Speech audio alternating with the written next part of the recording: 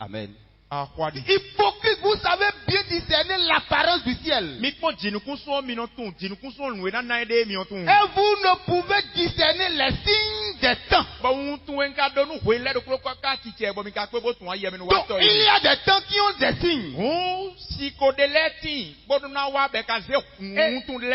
un homme assis dans cette salle, et tu l'es, si tu ne peux pas lire ces signes, ton problème commence avec Dieu. Est-ce qu'on peut dire Amen? Bien aimé, parlant des signes, des temps bien sûr, il y a plusieurs courants de pensée qui ont parlé des signes des temps de la fin.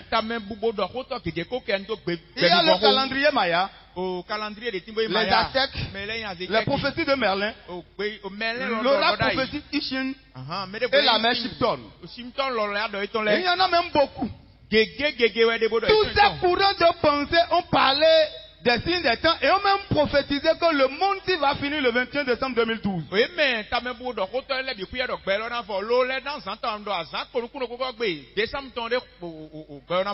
Aujourd'hui, nous sommes le sujet 2024. Ça veut dire que leur prophétie ne s'est pas accomplie. Ça pose donc un sérieux problème. Mais seulement, quand il y a le faux, il y a forcément le vrai. Est-ce qu'on a un faux billet de 1500? Il y en a. C'est parce qu'il n'a pas le vrai billet de 1500. Ce qu'il y a de faux a forcément son vrai. Si les hommes ont dit que le monde va finir le 21 décembre 2012 et que ce n'est pas fini, ça veut dire qu'il y a un moment où le monde va finir. Et pour connaître ce moment, nous allons trouver ça dans la parole de Dieu. Un jour, Jésus serait en train de partir avec ses disciples. Et les gars vont commencer à contempler la beauté des constructions. Jésus constate que leur cœur a commencé à s'attacher à ça. Et Jésus va prendre la parole. Il dit bientôt, il ne restera pierre sur pierre. Tout ça là sera détruit. Les gars ont pris peur. Et la Bible dit, est-ce qu'on peut lire Matthieu 24, verset 3? Il s'assit sur la montagne des Oliviers. Et les disciples, en particulier, lui firent cette question. Dites-nous, quand arrivera-t-il et quel sera le signe de ton avènement et de la fin du monde? Jésus leur répondit, prenez garde que personne ne vous séduise. Est-ce qu'on peut dire Amen? Amen. Il s'assit sur la montagne des Oliviers. Et les disciples vinrent en particulier. En particulier. Parce que ce qu'il venait de dire, ça les a choqués. Et il lui pose des questions. Dis-nous. Quand cela arrivera-t-il? Et quel sera le signe de ton avènement et de la fin du monde?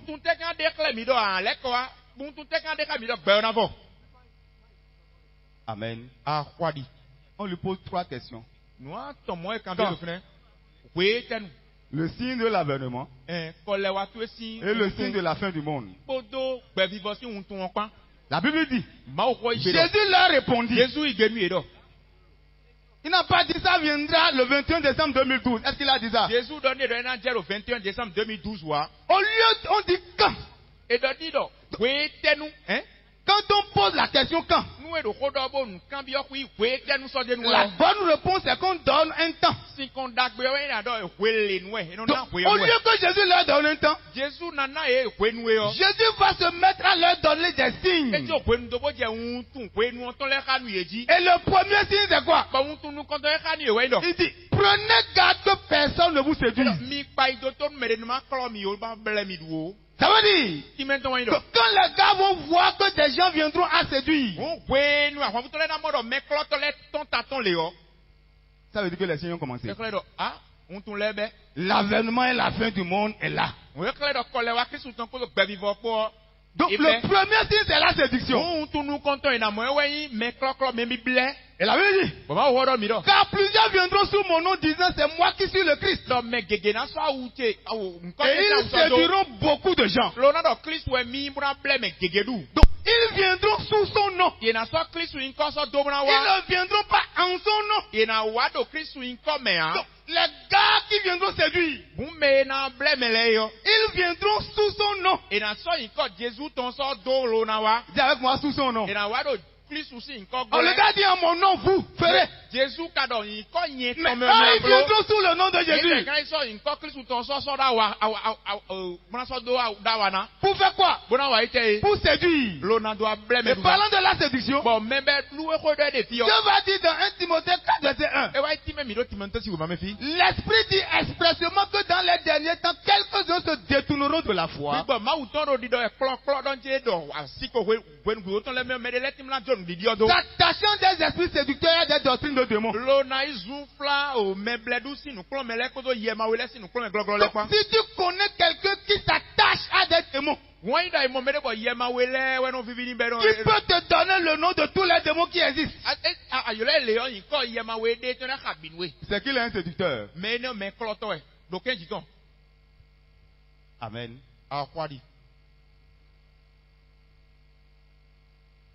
Le deuxième signe. Vous entendrez parler des guerres et des bruits de guerre. Gardez-vous d'être troublés. Car il faut que ces choses arrivent. Quand quelqu'un parle, il dit il faut. Ça veut dire tu veux. Tu ne veux pas. La chose doit arriver. Mais ce ne sera pas encore la fin. Bien aimé du Seigneur, quand on prend l'histoire du monde, la première guerre mondiale a eu lieu du 28 juillet au 11 septembre. 28 juillet 1914 au 11 septembre 1918. Cette guerre a tué 8,2 millions d'hommes. Et les hommes ont dit plus jamais ça. C'est trop, hein? Et ils ont créé ce qu'on appelle la SDN. Ils en étaient là. Quand la deuxième guerre mondiale va éclater, du 1er septembre 1939 au 2 septembre 1945, cette guerre a tué 52 millions de personnes. C'était le com. Les hommes ont créé ce qu'on appelle l'ONU pour que cela n'arrive plus jamais.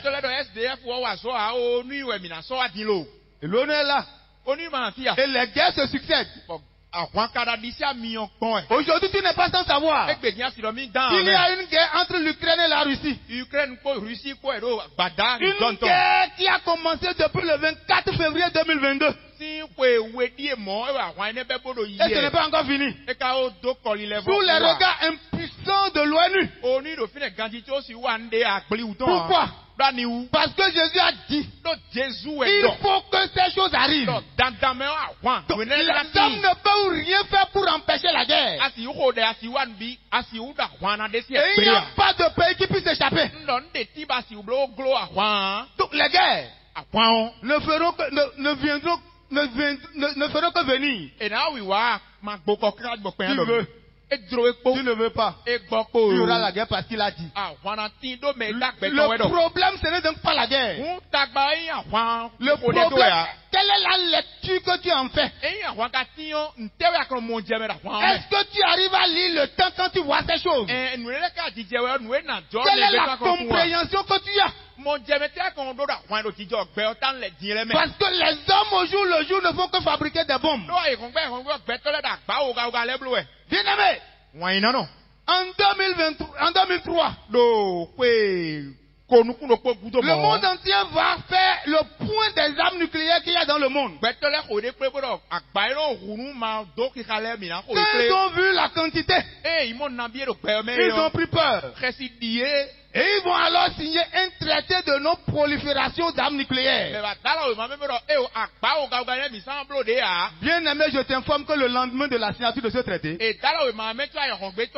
les armes nucléaires n'ont fait qu'augmenter. Ça veut dire qu'il n'y a rien qui puisse empêcher ce que Dieu a dit. Des valises nucléaires ont disparu au cours de la Deuxième Guerre mondiale. C'est où? Ça veut dire que c'est quelque part et ça peut être utilisé à tout moment. Et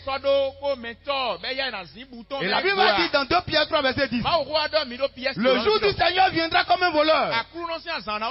En ce jour, les cieux passeront avec fracas et les éléments embrasés se dissoudront. Bien-aimé du Seigneur, voici ce que Dieu appelle les éléments embrasés. Ça, c'est le RS-28 Sarmat. C'est un missile intercontinental d'une portée de 10 000 km. C'est une arme qui peut détruire un pays comme la France en 5 minutes. Donc ça c'est les éléments embrasés qui vont se dissoudre en ce jour. Bien-aimé, tu ne connais pas ce jour. Ça peut donc venir à tout moment. Le 15 avril 2017, Pyongyang va faire une sortie triomphale au regard du monde entier. Et il va faire un défilé d'armes atomiques. Sous le regard impuissant de l'ONU et du monde. Pour dire que, attention, ne me négligez pas. Tout ça est là. Pourquoi? Parce qu'un jour, ça sera utilisé. Bien-aimé du Seigneur, ça veut dire que tu ne maîtrises pas les temps. Et Dieu a mis tout ça là pour attirer ton attention. Et dans Zacharie 14 verset 12, Davos Dieu dit: voici la plaie dont l'Éternel frappera tous les peuples qui auront combattu contre Jérusalem. Leurs têtes tomberont en pourriture tandis qu'ils seront sur leurs pieds. Leurs yeux tomberont en pourriture dans leur orbite. Et leur langue tombera en pourriture dans leur bouche. Dieu est en train d'expliquer aux hommes les effets nocifs de ces bombes. On va alors prendre un monsieur et expérimenter ses effets. En quelques fractions de secondes, il passe de l'état d'un homme normal à une étape d'un homme pourri. Bien-aimé du Seigneur, tu es dans le monde. Et ces choses sont dans le monde. Et tu es né. À tout moment tu peux mourir. Si tu ne meurs pas, ces choses peuvent arriver. Tu fais comment pour t'en sortir? Le troisième signe. Une nation contre une nation. La Bible dit. Est-ce qu'on peut lire? Une nation s'élèvera contre une nation et un royaume contre un royaume. Il y aura en divers lieux des famines et des tremblements de terre. La Bible dit une nation s'élèvera contre une nation. On était là le 11 septembre 2001. Sous le regard du monde entier. Les deux tours jumelles ont été détruites en fraction de seconde. Quelle est la lecture que tu en as fait? Si tu n'as pas compris ce que tu es en train de montrer par là, ça veut dire que tu as un sérieux problème avec Dieu. Il y aura en divers lieux des famines et des tremblements de terre. Ça, c'est les famines. Le monsieur qui est à genoux là, il n'est pas malade. C'est la famine qui l'a rabougri. Famine. Ça, c'est la famine. La famine. Bien-aimé, tu fais comment pour empêcher ça? Cela arrive parce que Dieu a dit. Famine. Famine. famine. Ce n'est pas seulement en Afrique. Regardez là où il allait trouver son repas. La famine. Ça, c'est une vieille statistique. 35 000 personnes meurent de la famine par jour. Cela arrive pourquoi? Parce que Dieu a dit. Et il explique que quand vous verrez ces choses, comprenez que les temps sont finis. Il y aura en divers lieux des tremblements de terre. La Bible dit dans Luc 21 verset 11. Est-ce qu'on peut lire? Et il y aura de grands tremblements de terre en divers lieux, et des famines et des pestes. Il y aura des phénomènes terribles et des grands signes dans le ciel. Les tremblements de terre. Si tu n'étais pas au courant en 2010 en Haïti, en Asie de l'Est en 2005, en Chine en 2008, et la courbe va croissante. La Bible dit qu'il y aura des phénomènes terribles. Bien aimé, c'est en notre temps que nous voyons toute espèce de maladie bizarre. On était là en 2019 quand Corona est venu. Est-ce que tu as compris pourquoi? C'est parce que Dieu a dit. Et Dieu dit que quand vous verrez ces choses, comprenez que le jour est proche. Il y a le réchauffement climatique. Les grands glaciers des grands pôles, des deux pôles sont en train de fondre. Et aujourd'hui, il fait de plus en plus chaud. Les 12 polaires sont en train de disparaître. Tout cela témoigne que les temps sont finis. Il a parlé des faux prophètes et des faux Christ. La Bible dit, car il s'élèvera de faux Christ et de faux prophètes. Ils feront de grands prodiges et des miracles, au point de séduire, s'il était possible, même les élus. Donc, les faux prophètes et les faux Christ font de grands prodiges et des miracles. Ça veut dire que si tu connais quelqu'un aujourd'hui, et qu'il est dans des grands prodiges et dans les miracles, Dieu dit que c'est un faux, ce n'est pas moi. La Bible nous dit, si quelqu'un vous dit alors, le Christ est ici, ou il est là, ne le croyez pas. Mais le problème c'est que toi tu crois. C'est même la preuve que tu ne sais pas lire les temps. C'est même la preuve que tu as une seule destination. Tu es déjà né. Tu risques de mourir mort. Parce que tu crois en ces choses. Il a dit, si on vous dit qu'il est là, ne croyez pas. Aujourd'hui, ils sont plusieurs. Et un peu partout dans les pays. Le gazier en Russie. Quand il veut sortir, les gens s'alignent pour recevoir leur miracle, la solution à leur problème. Et chaque pays a son Christ. Comprenez, nous sommes forts, Dieu nous a envoyé notre Dieu. On n'a encore rien vu. Dieu a dit, il se lèvera de faux Christ et de faux prophètes. Ça veut dire que d'autres viendront. Et quand ils viennent, Dieu te demande de comprendre seulement que les temps sont finis. L'autre signe, il dit, et parce que l'iniquité se sera accrue, la charité du plus grand nombre se refroidira. Donc aujourd'hui, l'amour s'est refroidi ou a disparu. Bien aimé, nous sommes africains. Questionnons l'histoire.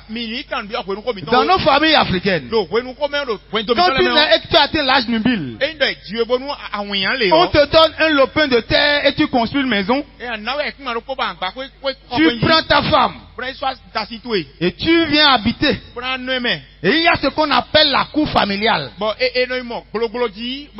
aujourd'hui, quand le gars naît, il dit qu'il ne veut pas affaire de famille. Il veut aller vivre loin quelque part. C'est la preuve que l'amour a disparu. Bien aimé. Et Dieu a dit dans 2 Timothée 3 verset 1. Sache que dans les derniers jours, Il y aura des temps difficiles. Amen. Car les hommes seront égoïstes, amis de l'argent, fanfarons, hautains, blasphémateurs, rebelles à leurs parents, ingrats, irréligieux, insensibles, déloyaux, calomniateurs, intempérants, cruels, ennemis des gens de bien, traîtres, emportés, enflés d'orgueil, aimant le plaisir plus que Dieu, ayant l'apparence de la piété, mais reniant ceux qui ont fait la force. Est-ce qu'on peut dire Amen? Amen. La Bible dit, sache. We need to. Dis à ton voisin, sache. Il n'a pas entendu, dis-le lui. Sache que dans les derniers jours, il y aura des temps comment? Les temps sont comment aujourd'hui? C'est donc la preuve que nous sommes dans les derniers jours. Mais est-ce que tu comprends ça? Quelle est la lecture que tu fais des temps? Dieu dit que dans les derniers jours, il y aura des temps difficiles. Bien-aimé, j'aimerais t'informer que les choses ne vont pas s'arranger. Le monde ira seulement de mal en pire. Ça veut dire si quelqu'un vient te promettre d'arranger même ta situation, même si c'est au nom de Jésus. Dans ce monde, c'est un séducteur. Parce que Dieu a dit que dans les derniers jours, il y aura des temps difficiles. Et toi-même, tu sais que les temps sont difficiles. Bien aimé. Le dernier signe, c'est que l'évangile sera prêché. Et aujourd'hui, nous sommes en train de prêcher l'évangile. Il dit cette bonne nouvelle. Il n'a pas dit une bonne nouvelle.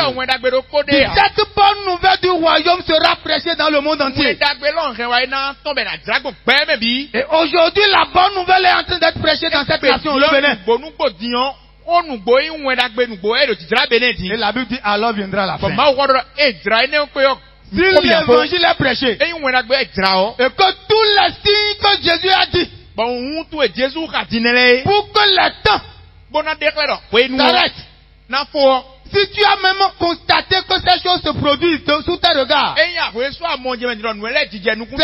que tu n'arrivais pas à faire la lecture. Mais aujourd'hui tu es au courant. Ça veut dire que tu comprends avec moi que les temps sont finis. Et si les temps sont finis, Dieu te dit que le grand jour de l'Éternel est proche. Il est proche. Et il arrive en toute hâte. Le jour de l'Éternel fait entendre sa voix. Et le héros pousse des cris amers. En fait, Dieu t'a donné tes jours. Mais Dieu s'est réservé un jour qu'il appelle le grand jour de l'Éternel. Et il t'explique que les jours qu'il t'a donné, quand tu vas voir des temps pendant ces jours, quand tu vas voir des signes pendant ces jours, comprends que les jours qu'il t'a donné là sont finis. Et quand ces jours seront finis, lui maintenant son jour va prendre effet. Et il dit que ce jour-là est proche. Et ce jour arrive en toute hâte. Et quand le jour de l'Éternel fait entendre sa voix, est-ce que toi tu entends la voix de ce jour?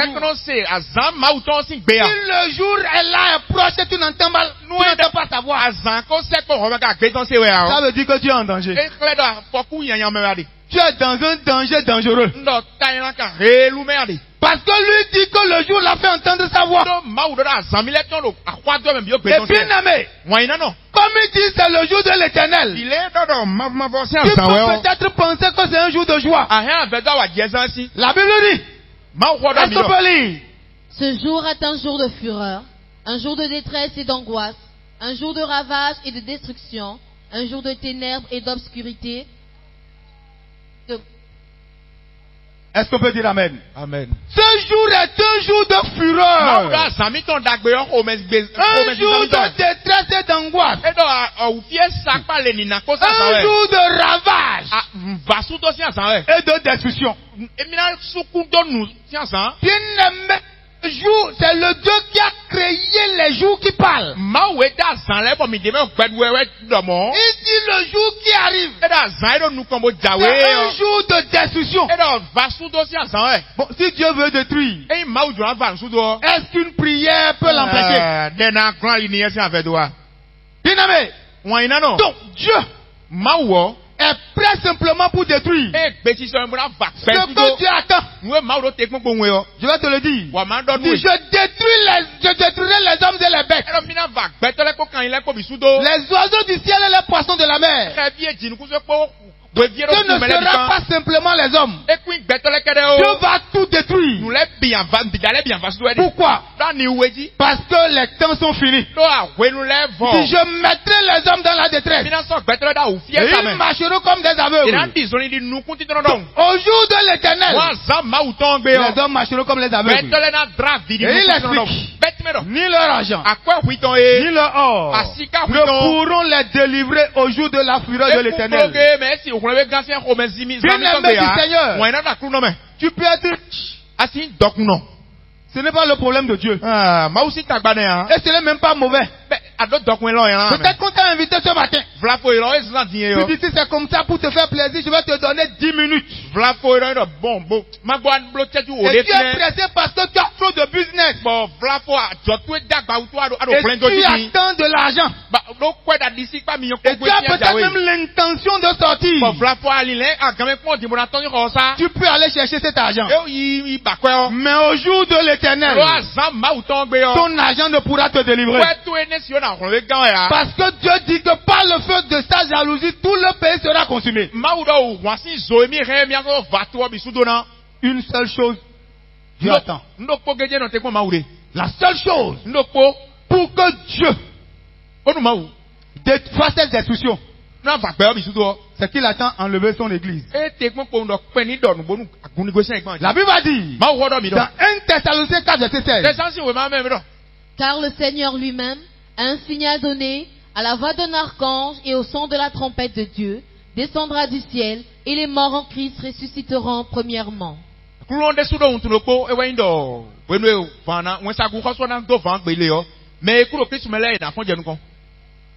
Ensuite, nous les vivants qui serons restés, nous serons tous ensemble enlevés avec eux sur des nuées à la rencontre du Seigneur. Dans les airs, et ainsi nous serons toujours avec le Seigneur. Donc, voilà le seul événement que Dieu attend avant de lancer sa destruction. Je t'explique. Parce que nous sommes dans un contexte précis. Dans le contexte de ne mort mourir vivant. Dieu explique là-bas. Et il dit qu'il y a un moment où lui viendra. Il va enlever ceux qui sont nés morts, mais qui vont mourir vivants. Ils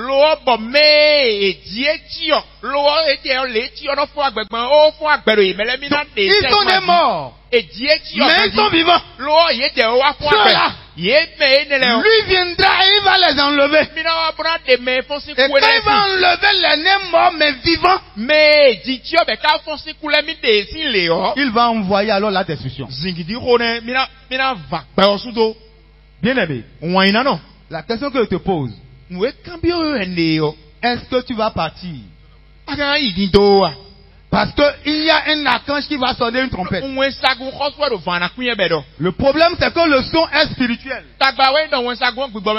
Donc, le son de la trompette n'est pas un son charnel. Ce n'est pas comme je parle, tu entends ma voix. Les seules personnes qui vont entendre, c'est les vivants. La question que je te pose, est-ce que tu es vivant? Les vivants vont entendre. Et quand ils entendent, la Bible dit, le Seigneur descend et il les enlève. Et c'est un événement qui va se produire en un instant, en un clin d'œil. Tout à coup, subitement, sans crier gare. Tu n'auras pas le temps de dire, ah, on m'avait dit.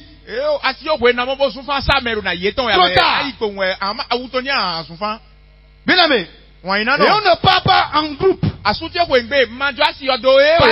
la Bible dit, alors de deux hommes qui seront dans un champ, l'un sera pris et l'autre laissé. De deux femmes qui moudront la meule, l'une sera prise et l'autre laissée. Donc, si tu es même marié, tu seras sur le même lit avec ta femme. Si elle est vivante, elle entend le son, elle part et te laisse. Ce n'est pas une histoire de nous allons. C'est une histoire de je vais. Est-ce qu'on peut dire amen? Oui, bien aimé, la question que je te pose ce matin. Voilà les temps que Dieu a laissés.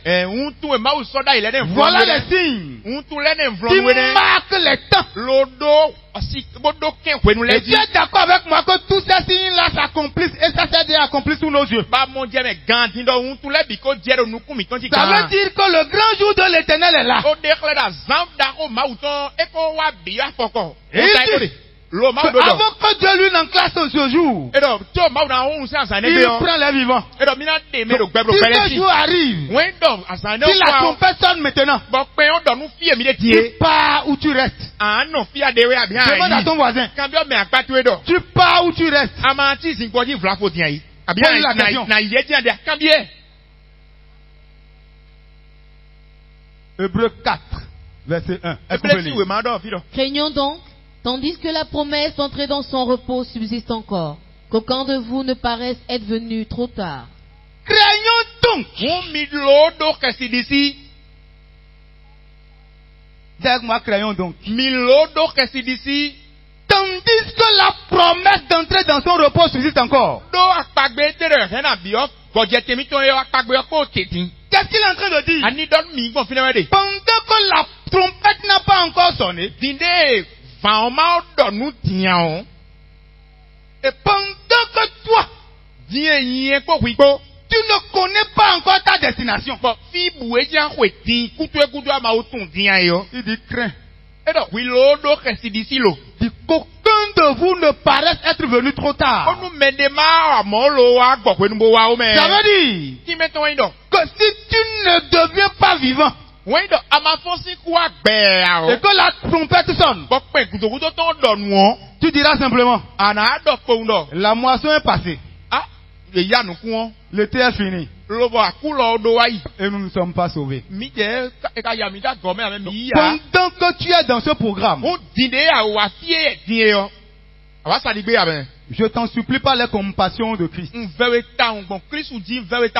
Je sais que tu es un éminent homme de Dieu reconnu. Je voudrais même respecter ton titre.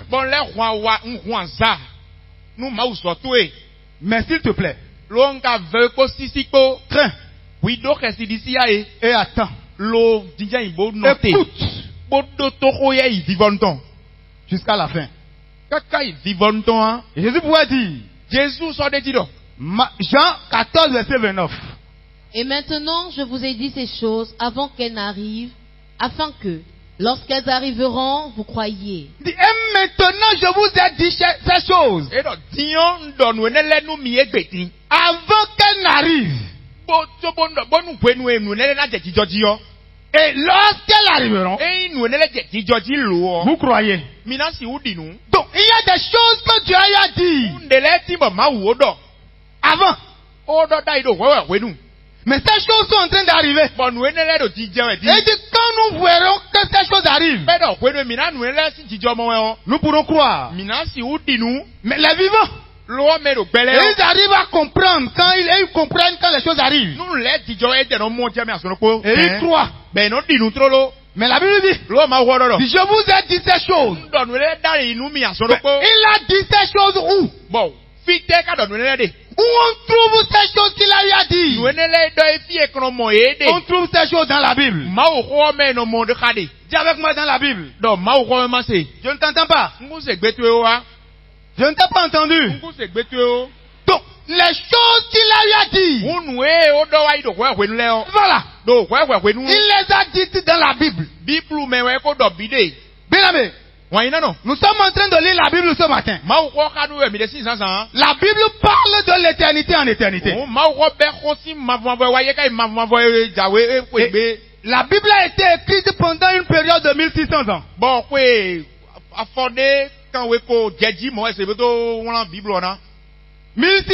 1600 ans avant Jésus-Christ. Et la Bible a fini d'être écrite aux environs des années 100 de notre ère. Donc la Bible est écrite il y a plus de 3500 ans. Et dans la Bible, il y a l'Ancien et le Nouveau Testament. Et tu es d'accord avec moi que avant qu'un auteur ne publie son ouvrage, il faut qu'il soit vivant. Il n'y a aucun homme qui puisse vivre pendant 1600 ans. Il n'y a que Dieu. Bien aimé, la Bible parle du passé, du présent, du futur. Donc la Bible c'est la parole de Dieu. Donc, la Bible parle donc des faits. Donc, si je dis que la Bible c'est la vérité, la vérité c'est des faits. Et les faits doivent être prouvés. Est-ce qu'on peut dire amen? Alors, bien aimé du Seigneur, nous allons prendre quelques faits de la Bible pour essayer donc de vérifier si la Bible est vraie ou pas. Je voudrais prendre le premier fait. Le déluge. Dites-moi le déluge. Bien aimé, l'histoire du déluge commence ici, dans Genèse 6, verset 5. Est-ce qu'on peut lire? L'Éternel vit que la méchanceté des hommes était grande sur la terre, et que toutes les pensées de leur cœur se portaient chaque jour uniquement vers le mal.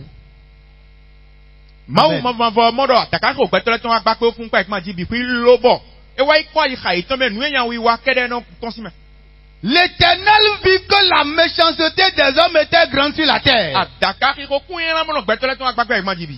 Et que toutes les pensées de leur cœur se portaient chaque jour uniquement vers le mal. Tu comprends avec moi que Dieu n'a pas dit la méchanceté de quelques-uns. Dieu n'a pas non plus dit la méchanceté de certains hommes. Donc, c'est la méchanceté de tous les hommes. Donc, pour Dieu, ce monde dont il parle, ils étaient tous méchants. Et il ajoute, et l'Éternel dit, parce que Dieu a fait le constat de ce qu'ils étaient tous méchants, Dieu va donc prononcer un jugement et sortir une sentence.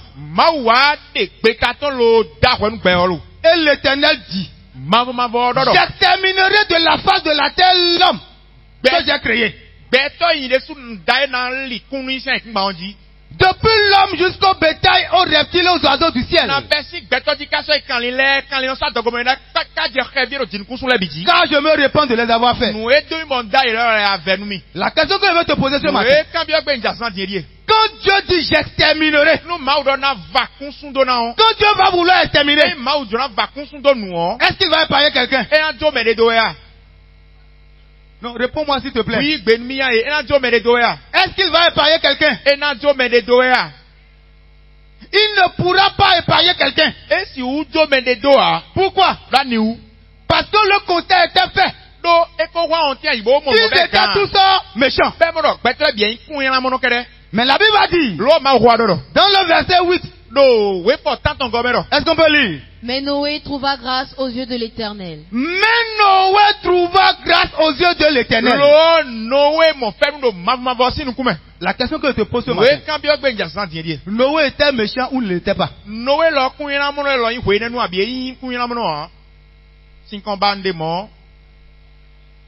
Noé était juste ou bien?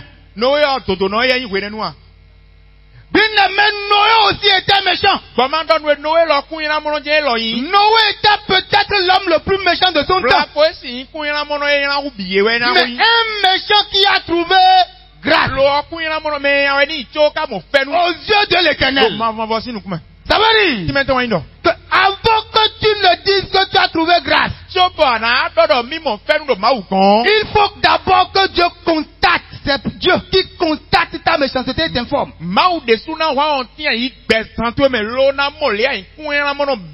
n'est pas toi-même qui constate. Parce que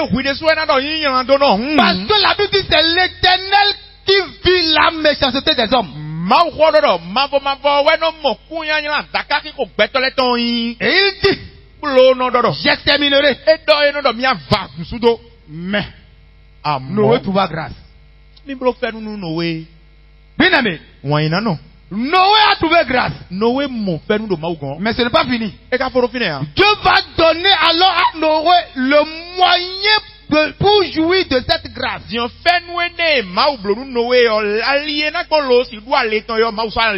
avec moi le moyen.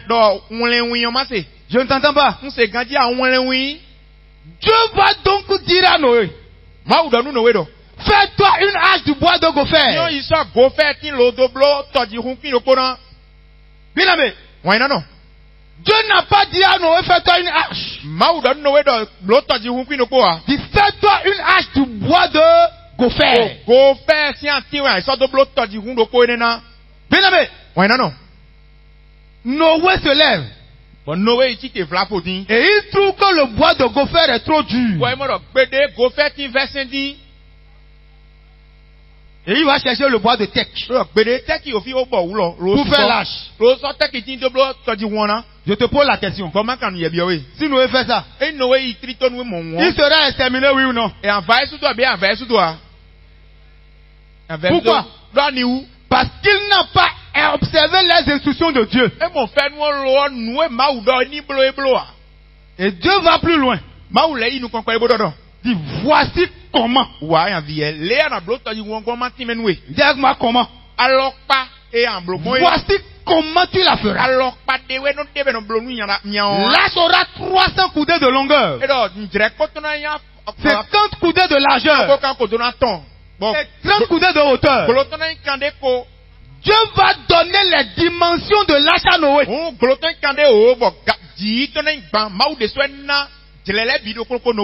S'il te plaît, Dieu n'avait rien à faire. Et il prend son temps pour donner les dimensions de l'âge à Noé. Mais la question qu'on peut se poser, pourquoi Dieu devait donner cette précision à Noé?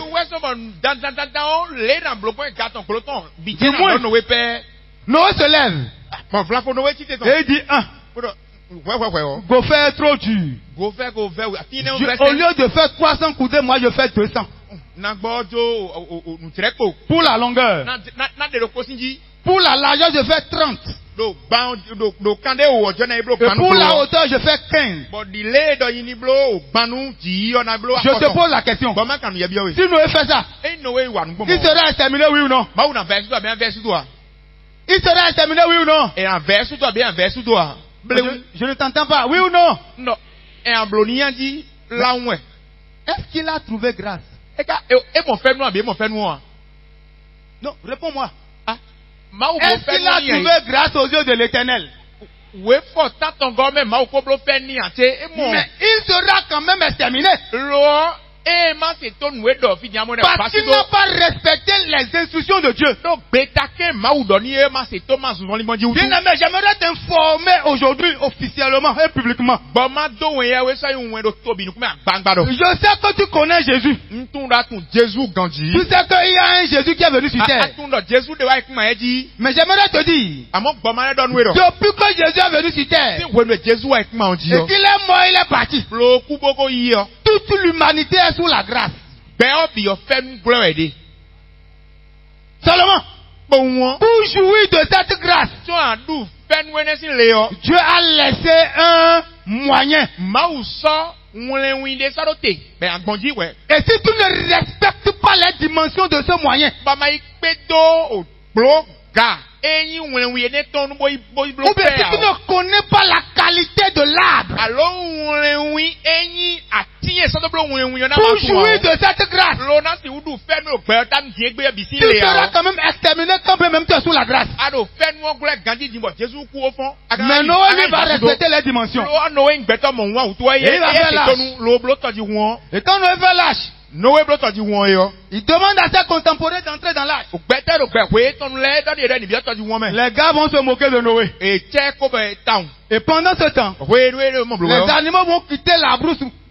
Mâles femelles de toute espèce pour entrer dans l'arche. Bien aimé, est-ce que Noé allait prêcher aux animaux? C'est la preuve que c'est Dieu qui fait entrer dans l'arche. Bien aimé, nous sommes en train de prouver que la Bible est vraie par des faits. Est-ce que Dieu a détruit? La Bible dit, est-ce qu'on peut lire? Genèse 7, verset 11. L'an 600 de la vie de Noé, le second mois, le 17e jour du mois, en ce jour-là, toutes les sources du grand abîme jaillirent et les écluses des cieux s'ouvrirent. Donc Dieu explique donc que lui il a envoyé le déluge. Et il dit les eaux se retiraient de dessus la terre en allant s'éloignant. Et les eaux diminuaient au bout de 150 jours. 150 jours, ça fait environ 5 mois. Bien aimé, il n'y a aucune précision dans la Bible qui soit au hasard. Quand Dieu met virgule, il sait pourquoi. Quand il met point, il sait pourquoi. Il dit, les eaux se sont retirées pendant 150 jours. Pourquoi? Parce que les hommes d'alors étaient géants. Ils pouvaient peut-être se débattre pendant des jours. Mais aucun homme ne peut nager pendant 5 mois sans manger ni boire et tenir. Ça veut dire quoi? Que Dieu a pris toutes les précautions pour exterminer tous ceux qui n'étaient pas dans l'arche. Le seul issue, c'était d'être à l'intérieur de l'arche. Bien aimé, la Bible va donc nous dire, le 7e mois, le 17e jour du mois, l'arche s'arrêta sur les montagnes d'Ararat. Donc l'arche dont Dieu a parlé, Dieu nous informe que cette arche s'est arrêtée sur les monts Ararat. Donc Ararat c'est une chaîne de montagnes.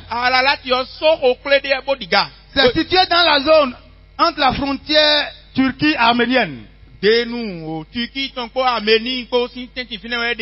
Alors, bien aimé, dans les années 50, plus précisément en 1952, un homme du nom de Fernand Navarra, c'est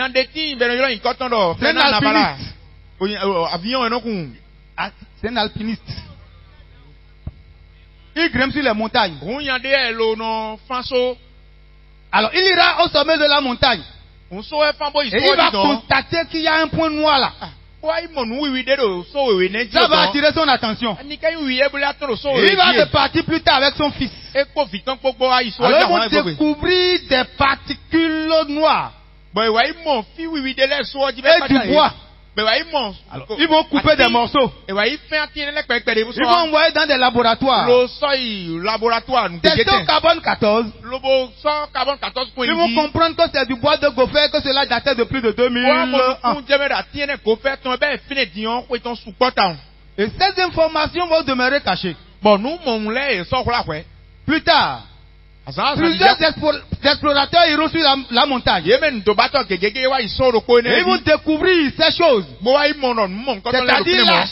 Mais puisque le monde est en train de s'égarer, et que beaucoup de théories apprises à l'école s'opposent à la pensée de Dieu, ils ont gardé ces informations secrètes. Parce que ça pouvait refuter tout ce qu'on nous apprend. Que Dieu n'a pas créé l'homme. Que le monde est un phénomène du boomerang. sang. Et que la Bible n'est pas vraie. Mais Dieu est un Dieu. Il va s'arranger. En 2010, une équipe sino-japonaise. Je dis bien en 2010. Ira sur la montagne. Et ils vont découvrir cette hache. Je ne sais pas si c'est possible de lire une vidéo.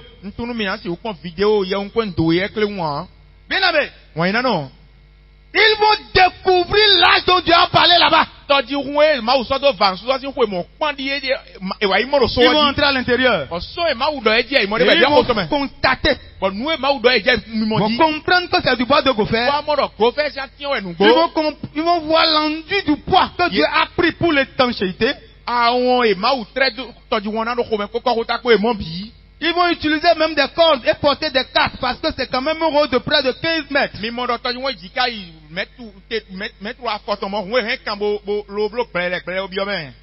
Et ils vont découvrir même le reste de ce que les animaux mangeaient dans l'âge.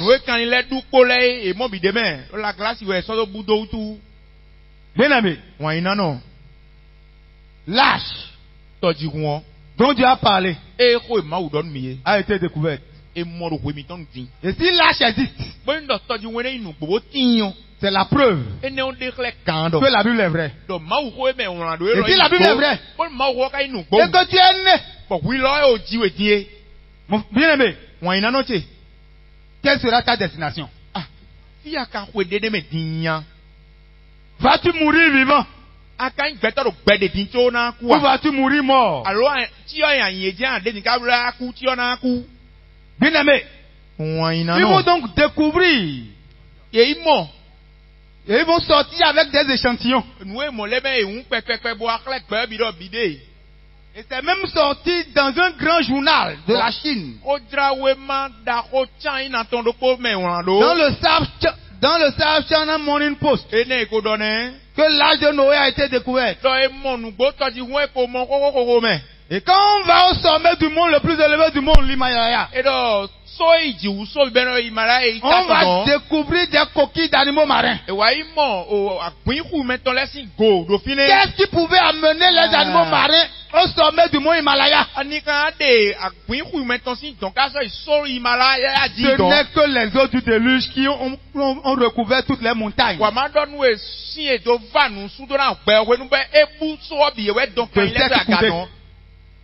Donc, bien aimé du Seigneur, si tout ça a été découvert, ça c'est le bois de gopher. C'est donc la preuve que la Bible est vraie. Est-ce qu'on peut dire Amen? Et que dit l'Écriture? Luc 17. Excusez-moi. Verset 28. Est-ce qu'on peut lire? Ce qui arriva du temps de Noé arrivera de même au jour du Fils de l'homme. Les hommes mangeaient, buvaient, se mariaient et mariaient leurs enfants, jusqu'au jour où Noé entra dans l'arche. Le déluge vint et les fit tous périr. Ce qui arriva du temps de Noé, c'est-à-dire ce que Dieu vient de t'informer maintenant là, que dit que cela arrivera pareillement. Et il t'explique en détail ce qui est arrivé du temps de Noé. Il dit les hommes mangeaient, buvaient, se mariaient, mariaient leurs enfants, jusqu'au jour où Noé entra. Aujourd'hui, les hommes mangent, ils boivent, ils se marient, ils marient leurs enfants, jusqu'au jour où Dieu va enlever.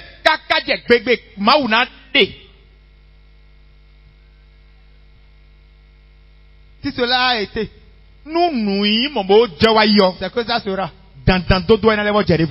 Est-ce qu'on peut dire Amen? Bien aimé, nous allons voir un deuxième fait.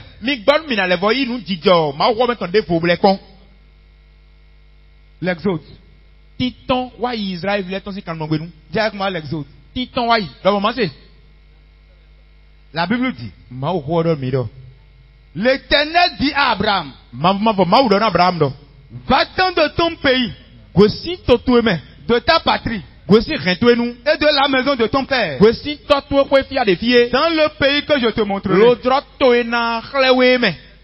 Je ferai de toi une grande nation. Je te bénirai. Je rendrai ton nom grand. Et tu seras sous de bénédiction. Dieu va appeler Abraham. Et il va lui faire une promesse. Un territoire, une grande nation et la bénédiction. Abraham va engendrer Isaac. Bien-aimé, on va revenir en détail sur ces choses. Mais Dieu,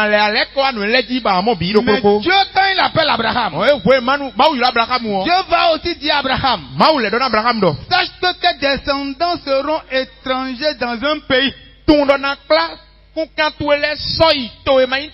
les opprimera pendant 400 ans. Mais je viendrai les délivrer. Alors bien aimé, quand on questionne l'histoire, on constate que quand on va au musée du Caire en Égypte, on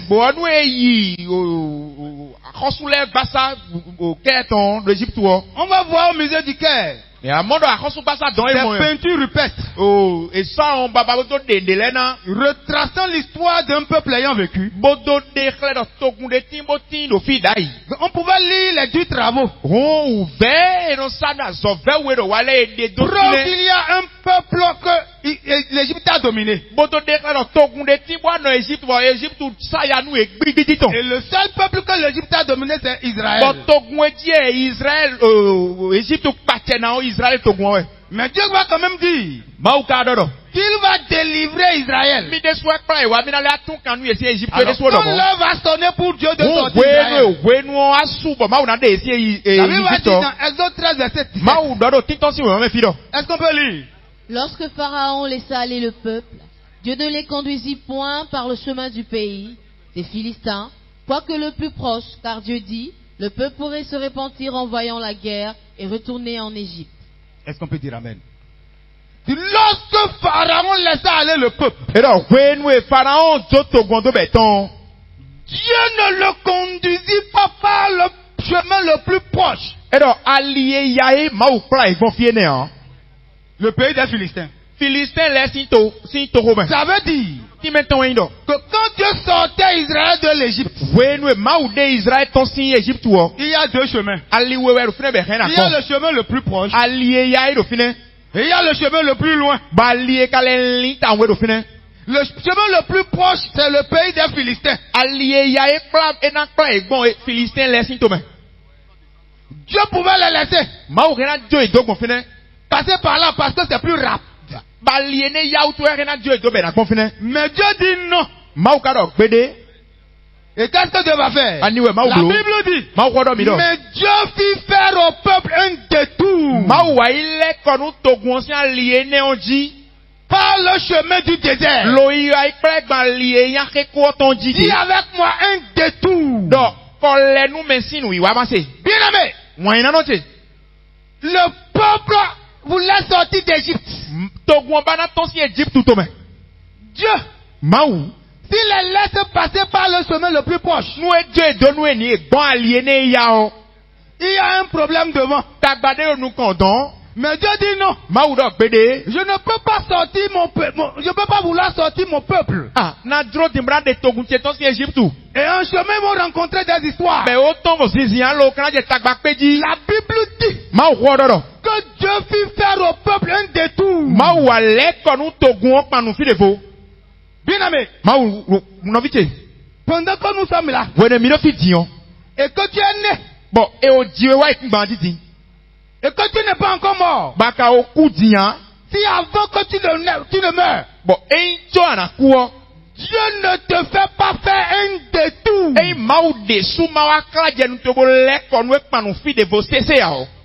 tu vas mourir d'une mort compliquée. Bon, la question que je te pose, je respecte qui tu es. Quand? Comment? Où? Dieu. T'as fait faire un détour. Parce qu'ils étaient en Égypte. Et tu expliques bien que l'Égypte c'est l'image du monde. Tu connais ça? C'est pas moi qui t'informe. Donc, il faut sortir du monde pour aller vers Dieu. Ça tu le connais, tu l'expliques. Mais ce que tu ne sais pas, quand on veut sortir du monde pour venir à Dieu, il y a deux chemins. Il y a le chemin le plus proche. Et il y a le chemin, quand on emprunte ce chemin, il y a un détour qu'on doit faire. Dieu t'a fait faire ce détour quand? Si tu ne connais pas, si tu n'as pas constaté ce détour, pendant que tu dis que tu es sorti, c'est que tu n'es pas encore sorti. La Bible dit qu'ils vont partir de Sukkot et ils vont camper à Étam, à l'extrémité du désert. À l'extrémité du désert. Et comme c'est l'Éternel qui voulait les sortir, ça veut dire l'Éternel allait devant eux le jour dans une colonne de nuée pour les guider dans leur chemin. Donc, Dieu n'a pas pris le peuple et l'a abandonné pour dire au peuple débrouillez-vous.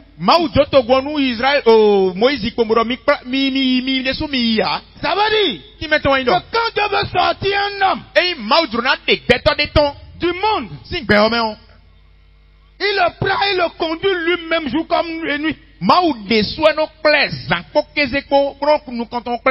ne laisse pas cet homme se débattre en chemin. Non.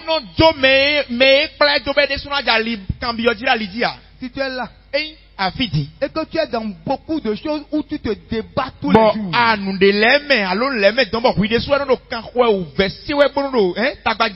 c'est la preuve que Dieu ne te conduit pas. Parce que tu es dans des combats compliqués. Et la Bible dit, parle aux enfants d'Israël qu'ils se détournent et qu'ils campent devant Pi-Hahiroth. Entre Migdol et la mer vis-à-vis de Baal-Séphon. C'est en face de ce lieu que vous camperez près de la mer. Donc, Dieu va demander au peuple de se regrouper au bord de la mer.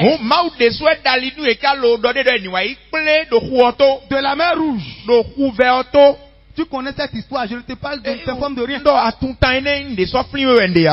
Alors bien aimé, les enfants d'Israël vont passer par ce chemin.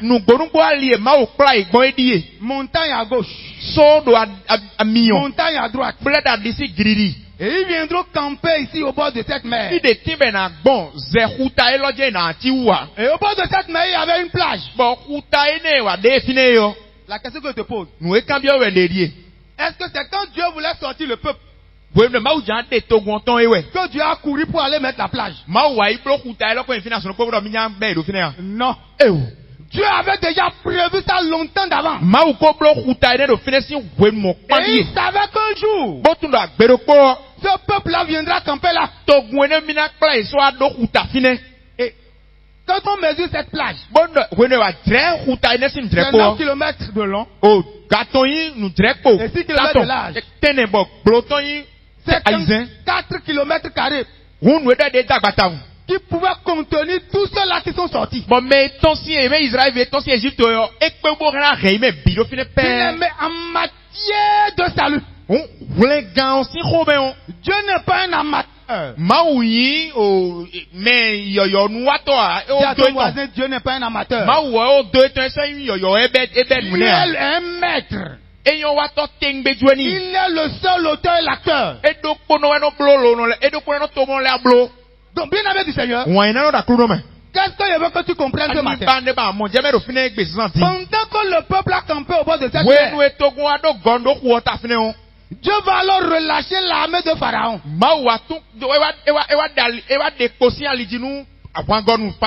Et quand Israël va voir l'armée de Pharaon venir, ils vont se mettre à crier. Et Dieu va demander à Moïse d'étendre le bâton, d'ouvrir la mer. Mais le problème, est-ce que Moïse, il a ouvert la mer, ils se sont retrouvés au bord de la mer, Moïse a ouvert seulement la mer. Quand on fait bien les études, on lit. On constate que Moïse a ouvert la mer à un endroit précis. Quand on fait l'étude des dénivelations, on constate que de part et d'autre de l'endroit où Moïse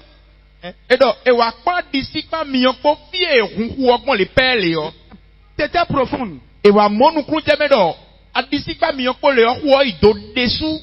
Est-ce qu'on peut dire amen? Les pentes étaient profondes. Là où Moïse a ouvert la mer, la dénivellation pouvait même permettre à un vieillard de descendre et de traverser.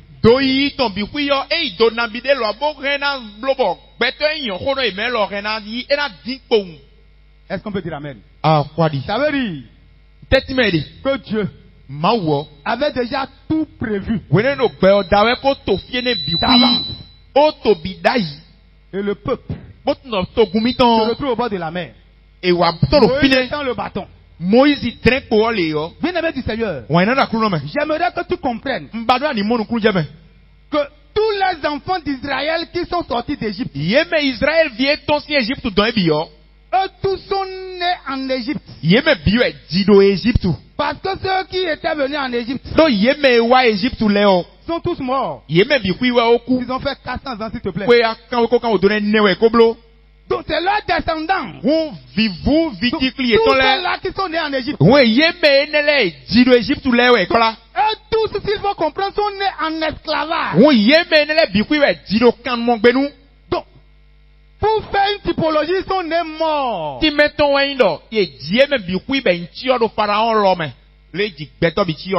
Comme ils sont tous nés morts, pour sortir donc de l'Égypte de cette mort, ils se sont retrouvés au bord de la mer. La mer qui est l'image de l'eau, c'est-à-dire la parole. Quand on aime les morts, pour passer de l'autre côté, c'est-à-dire pour être vivant. Dis à ton voisin, il faut passer par la mer. Mais le problème, c'est qu'il y a un endroit précis dans la mer où il faut passer.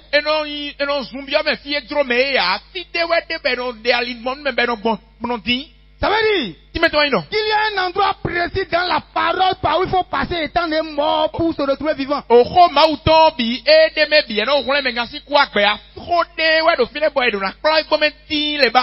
les enfants d'Israël s'étaient retrouvés au bord de la mer, et Pharaon a commencé à les poursuivre.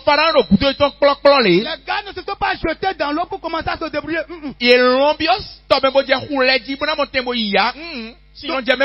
Beaucoup se sont jetés dans la parole pour se débrouiller, pour sortir de l'Égypte. Dis à ton voisin, il faut quelqu'un. Il te faut un Moïse pour ouvrir la mer à l'endroit précis, afin que tu quittes l'esclavage pour te retrouver de l'autre côté. Il faut que tu ouvres la parole. Il y a un ensemble de choses dans cette parole qu'on doit s'aligner pour te faire passer de l'autre côté. Est-ce qu'on peut dire amen? Et la Bible dit, Hébreux 11, verset 29, c'est pas la foi qui traversait la mer Rouge comme un lieu sec. Tandis que les Égyptiens qui ont fait la tentative furent engloutis.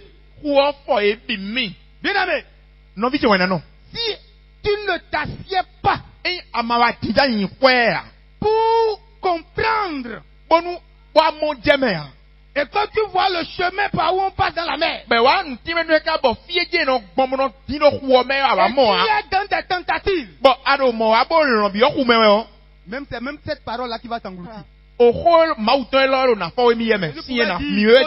Ce sont mes paroles qui vont vous juger. La Bible dit, en ce jour, l'Éternel délivra Israël de la main des Égyptiens. Et Israël vit. Sur le rivage de la mer, les Égyptiens qui étaient morts.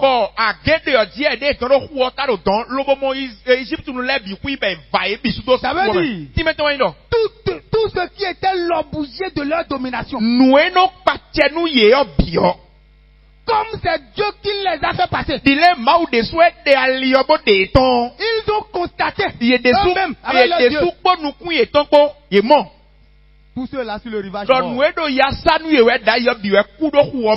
Ça veut dire, quand ils se sont retrouvés de l'autre côté, ils ne pouvaient donc plus avoir un Égyptien à combattre. Mais comment se fait-il? Tu dis que tu as traversé la mer. C'est-à-dire que tu as quitté le monde de Dieu pour Dieu. Et tu continues pas à voir des choses et tu les combats. C'est la preuve que tu n'as pas encore traversé. C'est la preuve que tu demeures encore mort. Bien aimé. Des études et des recherches ont été faites. Je vais finir. Les pharaons, on les momifiait. Et on les mettait dans les pyramides avec de l'or. Et donc vous commencez à piller cet or dans les pyramides. Et il a été décidé d'amener tous les pharaons au musée du Caire. C'est pendant ce temps qu'on va constater qu'au nombre de pharaons convoyés, tous étaient noirs. Il n'y avait qu'un seul qui soit blanc. Et ce pharaon-là, c'était le pharaon qui avait péri dans les eaux de la mer. On pouvait constater les effets de la salinité de l'eau. Et ses yeux ont été bouffés par les poissons et autres. Et un Allemand va faire une étude. Il va découvrir que ce pharaon s'appelait Meremta. Bien aimé, tu es né. Et tu es ici ce matin. Pour comprendre ce thème. Né mort. Voilà deux éléments qui nous prouvent que la Bible est vraie. Si on a découvert l'âge, si on peut voir le pharaon qui a combattu et qui s'est levé contre Israël au musée du Caire. Pharaon et Israël c'est la preuve que la Bible est vraie. Et si la Bible est vraie, et que tu es né, et que avant que tu ne meurs, Dieu ne te fait pas faire le détour, tu auras un problème avec Dieu. Bien aimé, je vais m'arrêter là. Je ne suis qu'un Jean-Baptiste. Quelqu'un viendra après moi. Il viendra te dire Et te faire comprendre que n'est mort, c'est une certitude. Mais mourir vivant, c'est une probabilité. Merci de m'avoir écouté.